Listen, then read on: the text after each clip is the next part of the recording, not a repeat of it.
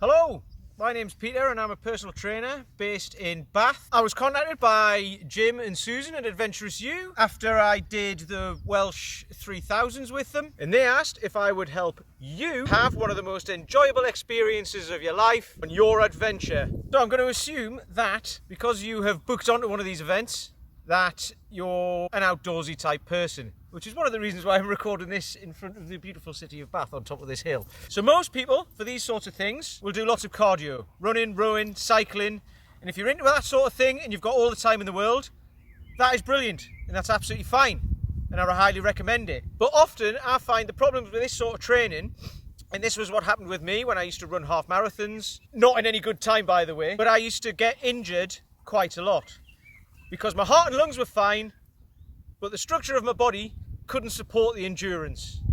So what I want to show you is how you can build strength and endurance at the same time with 20 to 30 to 40 minute workouts. It doesn't take as long as you think. It's what I've used for myself. It's what I've used for a lot of guys to help them get fitter, stronger in my business, Bath Kettlebell Society in Bath.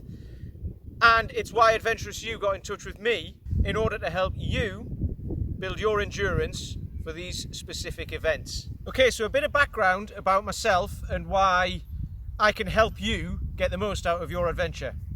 I wasn't always in shape. I used to work behind a desk for 15 years. I had the classic hunched shoulders, desk posture. So to put it into context, for a friend of mine, I did a charity walk back in 2007 when I was 31. It was 40 miles over 2 days, 20 miles a day, and by the end of it, my hip was really sore, my knees were sore, and I was a mess. And at 31, that shouldn't happen. So I looked at ways to train to make my body stronger to be able to endure more, which is exactly what you're going to need for these types of adventures. So to put that into context, in 2017, I did the fan dance, which is tabbing, which is kind of partly running with a rucksack on. This rucksack weighed 35 pounds up and over penny fan in the Brecon Beacons, and it's what the Special Forces use for training. So I did that in 2017 and it was tough, but I didn't get injured at all. Everything was fine. Hips were fine, knees were fine, everything was okay. The same year, in the August, I did a 72-mile walk, I think it was, from Cheltenham back to Bath along the Cotswolds Way in one sitting, in one go, on my own, and that took 30 hours. Constant walking all the way through. And again, a couple of days later, everything was fine. I was back to training like what I'm going to show you here.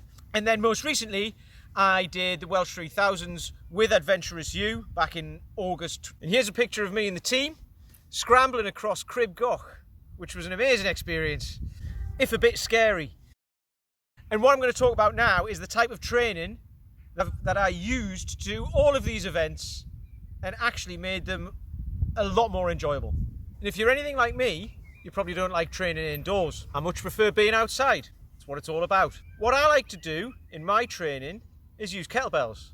And I've used them for a very long time, and I'm going to tell you exactly why and why they can help you prepare for your event. And to begin with, I'm going to show you two exercises that will help you immensely. The first one is the kettlebell swing, and the second one is the goblet squat. That's goblet, not goblin. So these two exercises will build power in your hips, strength in your legs. They will also help you to build strength endurance, which is exactly what you need for any event with Adventurous Ewe. So I recommend you go and watch those videos right now, so you can prepare your body and be ready to complete your challenge successfully. Enjoy! Say bye-bye, Sid. Bye-bye.